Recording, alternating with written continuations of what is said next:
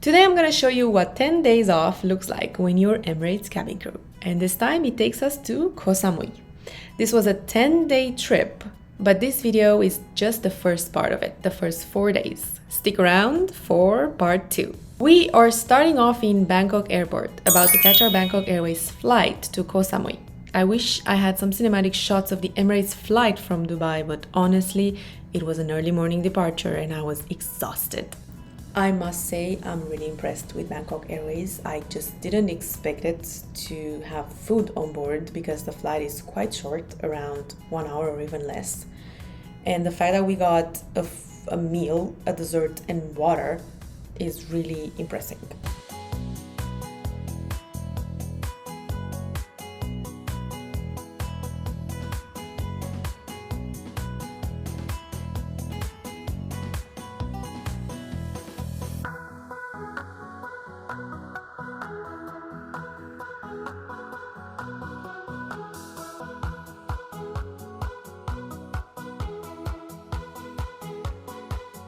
Koh Samui Airport is one of the most unique airports I've ever been to. There is this little bus that takes you from the aircraft and drops you off at the gate, which looks incredible. It looks like an entrance of a resort. It's completely open air, surrounded by palm trees, and feels more like a resort than an airport. And then you go collect your bag. It's a very, very, very tiny airport. After we collected our bag, we booked a taxi on Grab, which is definitely the easiest option. But quick tip, you can actually get it cheaper just by talking to the drivers outside and bargaining a bit. We thought booking Grab was actually the cheapest option, ended up being the opposite. When we got out of the airport, there was a lot of taxi drivers giving us different prices, and that's when we realized it was actually cheaper. We originally booked this accommodation for 5 nights. The plan was to split the trip and stay somewhere else for the last 4 nights, but that didn't quite happen. Now let me tell you, the room was not exactly like the photos, but still clean and spacious. However, the real win was the location. Everything was nearby and it just made the whole trip so much easier. And when you are on annual leave, especially coming from a job like this, convenience really matters. The other place we had in mind was a lot more expensive and honestly, it just didn't feel worth it. So instead of moving around and packing again, which as cabin crew, I already do way too much, we decided to stay put and extend our stay here. We were still curious, so later in this video, I'll show you the other place we were considering. We actually went to check it out ourselves.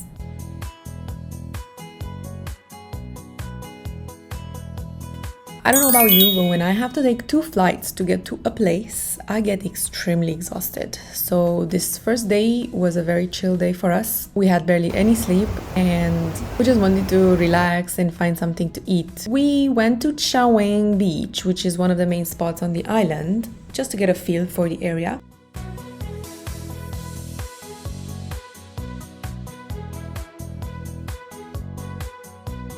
We found this restaurant on Google with a 4.9 rating, so we decided to try it. The food was great, but definitely on the pricier side. That's something we noticed quickly. A lot of places here aren't cheap, especially the more aesthetic, highly rated ones. If you want to save money, local spots or night markets are the way to go. We decided to explore the central Samui area. Right in the middle of it all, we come across a volleyball contest, which is such a random but cool surprise. There is a small crowd gathered around, music playing, people cheering. It adds this fun, unexpected vibe to the whole experience and makes the area feel even more alive.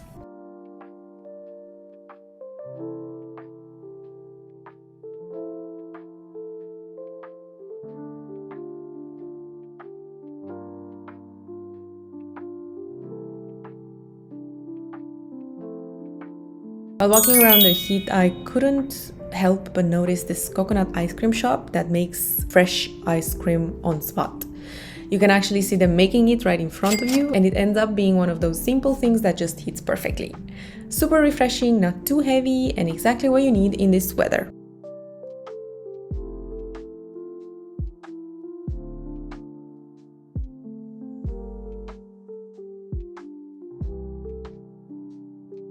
As soon as you get there, you can feel the energy. It's busy, lively, and full of movement. There are shops everywhere, cafes on every corner, restaurants packed with people, and just this constant buzz that makes it feel like the heart of the island.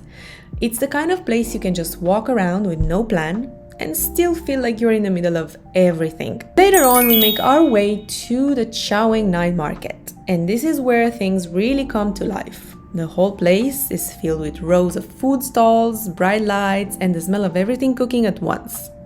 There is so much variety: Thai street food, fresh seafood, grilled meats, noodles, dessert. It's something a bit overwhelming in the best way. Also, the prices here are one of the cheapest. You've got vendors calling out, food being cooked right in front of you, people sitting around on small tables. It's just really fun.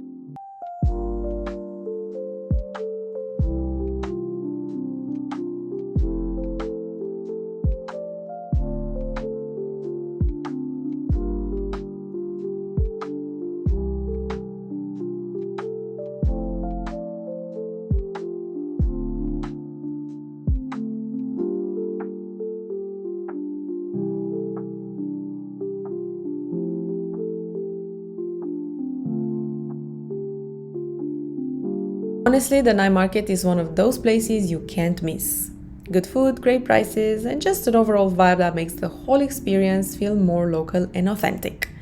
Also, I must say, this one specific night market is a very clean one. I've seen a lot of night markets in Asia in general, but this one is on the safer side.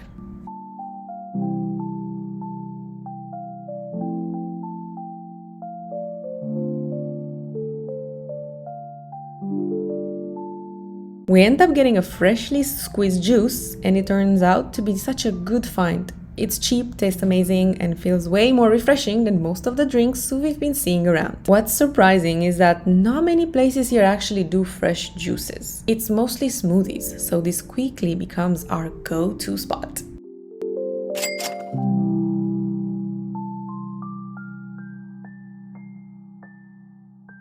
Alright, it is day 2 on the island and we are getting on bikes today. Now, the hotel we are staying at does rent bikes, and yeah, it's a bit pricier than what you would find elsewhere. But honestly, the convenience alone makes it worth it. No deposit. And they don't hold your passport, because they already have a copy of it from the check-in. That matters more than people realize, because most rental places around the island will ask for a deposit starting at around 3,000 Thai baht, and they will want to keep your original passport until you return the bike. So no thanks. We went with the 160cc bike at 500 baht a day, and just so you know, the bigger the cc, the bigger the bike.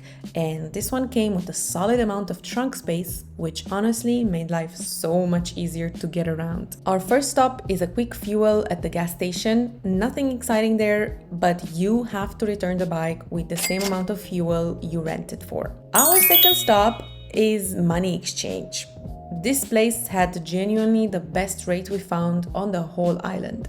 So many exchange spots here, and they're just trying to squeeze you for as little as possible. So when you find a good one, you hold on to it. After that, we are heading to brunch. Someone online recommended this spot called The Hub, and we had seen it pop up a few times, so we figured, let's try it. We got the protein pancakes, and I don't know how to say this kindly, but they were super dry, really hard to eat, and just not it. We also got a chicken wrap, which was okay, but completely lacking in flavor. So if you are in the area, you can probably skip this one. The one cool thing though, right across from it, there is the Muay Thai venue, and you can just sit there and watch everybody training. And this kind of leads me to something we kept noticing about this island. The reviews are almost always glowing, like 4-point-something stars across the board. And then you actually show up and it's just not that. It's very much a hit or a miss situation here, so take the ratings with a pinch of salt. From there, we are making our way to one of the most talked about spots on the island, Crystal Beach. There is a parking spot for motorbikes and you have to pay around 30 baht to park your bike there.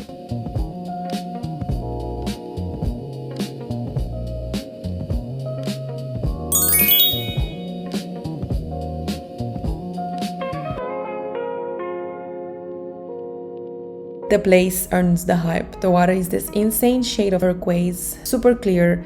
I wouldn't say super calm because there's actually a lot of people on the beach, which makes it a bit overcrowded, but the whole vibe is really nice.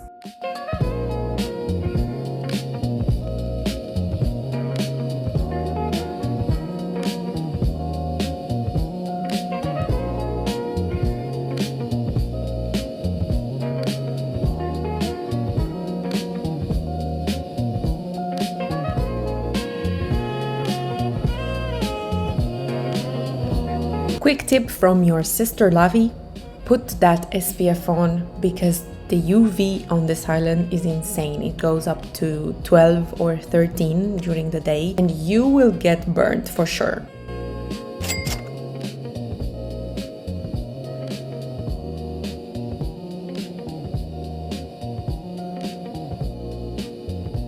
On the way back from the beach, we made a little detour. As I mentioned previously, there was another accommodation we had considered booking for part of our stay here. And even though we decided against it, we still wanted to see it in person. So we stopped by and walked in. It is beautiful, genuinely stunning property. But the location is really far from everything. It's not in any central or main area, which was important to us. And on top of that, it's significantly more expensive than where we are currently staying. So as pretty as it is, it just didn't make sense for us.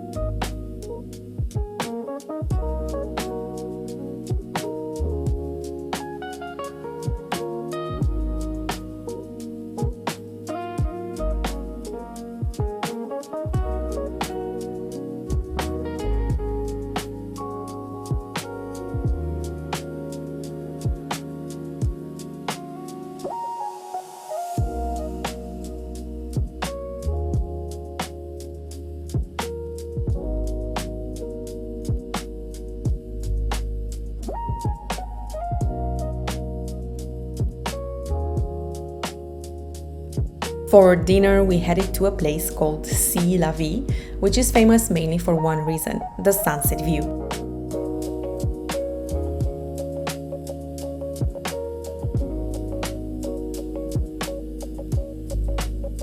The view is stunning, the golden hour colors are incredible, and you completely understand why people talk about it. But, and this is a big but, the food is overpriced and pretty mediocre. Everything on the menu costs more than it should, and the quality just doesn't match. You can absolutely find better food for way less money elsewhere on the island. But if you want the view, go for a drink, stay for the sunset, and keep your expectations in check for everything else. After that, we hopped back on the scooter and headed towards the area we're staying in. And this is actually a good moment to talk about something.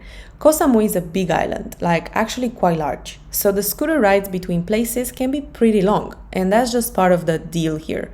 The lively spots, the beaches, the restaurants, they are all scattered around, so you're not going to have everything in one convenient little strip. And when you're riding at night, you will notice it too. One stretch of road is completely dark, zero lights, totally remote feeling, and then out of nowhere you hit a super lively area with restaurants and music and people everywhere. It's quite a contrast and kind of part of the charm of the island, honestly. So we get to the area near our hotel and hit the local night market. And what do we see almost immediately? The exact same dish we had at C'est La Vie, the fancy sunset place, but for a fraction of the price.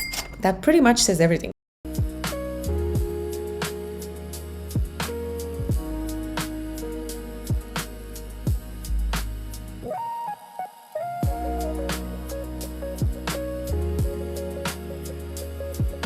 We also grabbed fresh juice, and if you remember, I already mentioned this spot became our go-to for juice pretty much every single day.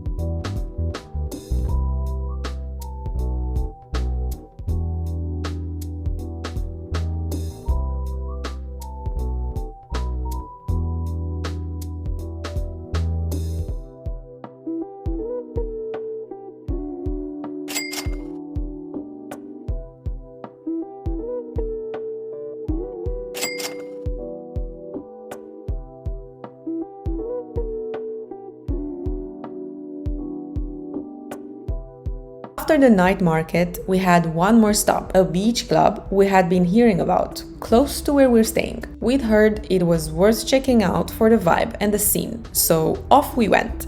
We found a table right on the beach, and here is something worth knowing. Beach tables have no minimum spend, unlike the tables inside the club where you do.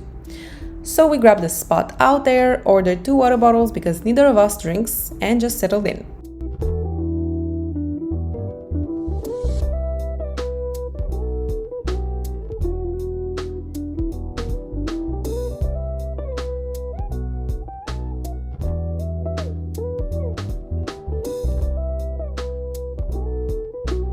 The fire show started. Okay, I was not expecting it to be as impressive as it was. These performers are genuinely skilled. It's mesmerizing to watch.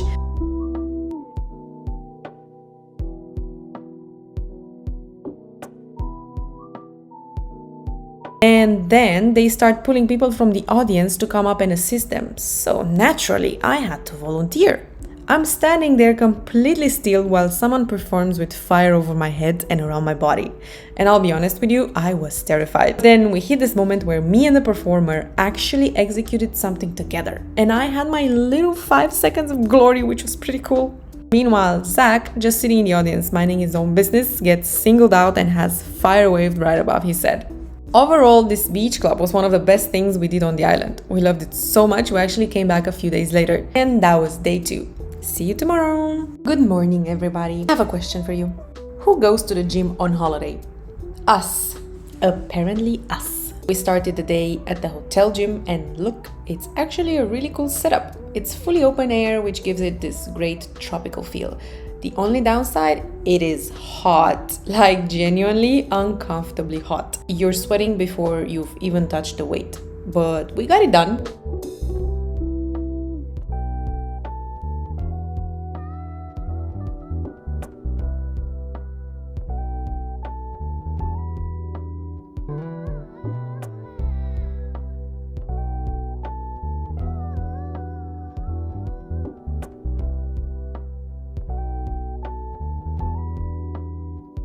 After the gym, we swung by Top's supermarket, grabbed a fresh passion fruit juice for the fiber, did a little browse, and ended up eating something there.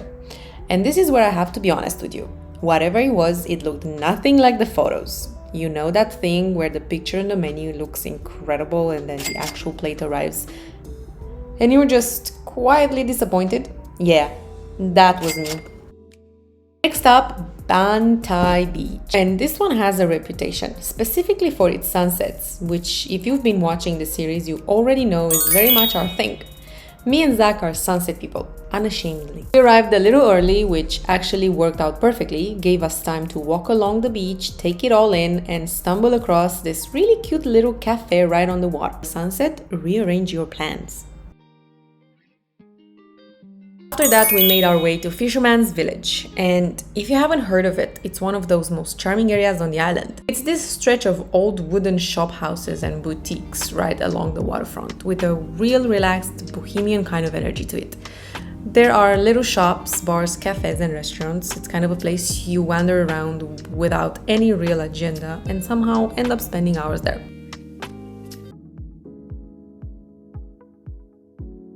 Day 4 and we are starting with priorities. Zach dropped me off to get my nails done because honestly, anywhere is better than Dubai for that. If you know, you know.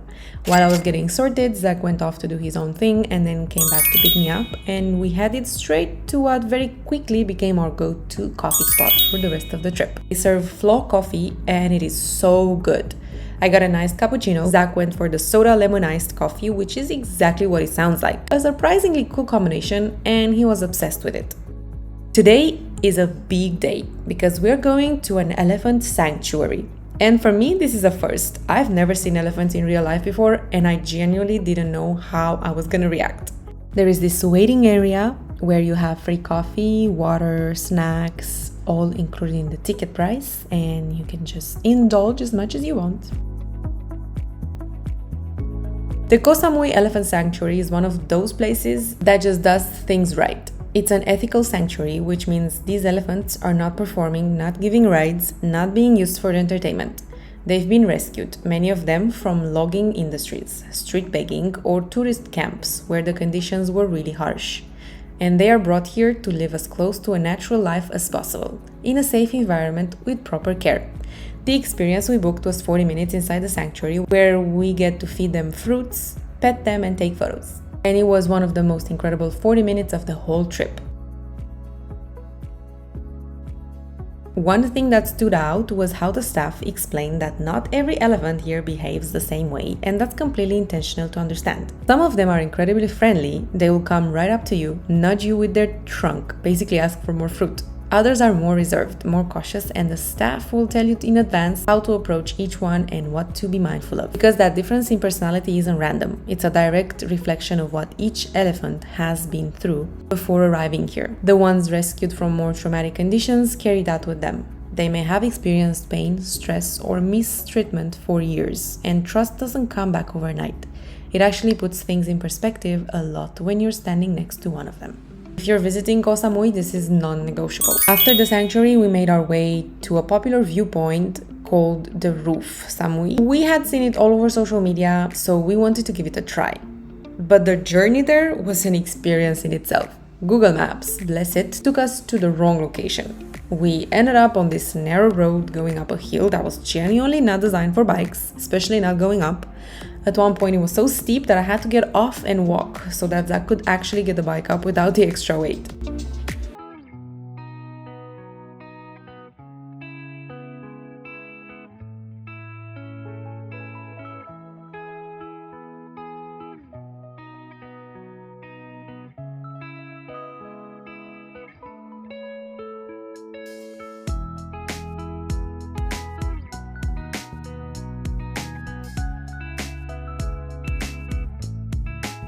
While we were sitting there, we watched the proposal happen right in front of us, right there at golden hour with that backdrop. It was genuinely the most cinematic thing. Whoever planned that, well done.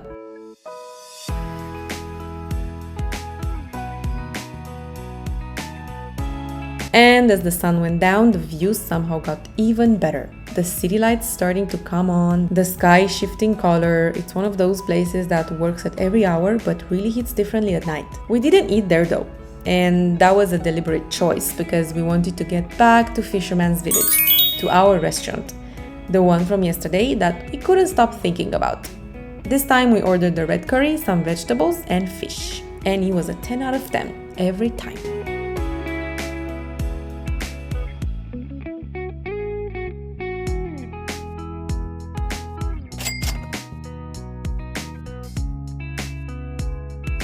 We finished the night with a foot massage at a popular spot called Urban Thai. And honestly, it was fine. Mediocre, not bad, not great, just kind of there. After the day we had, we were hoping for a bit more, but you can't win them all.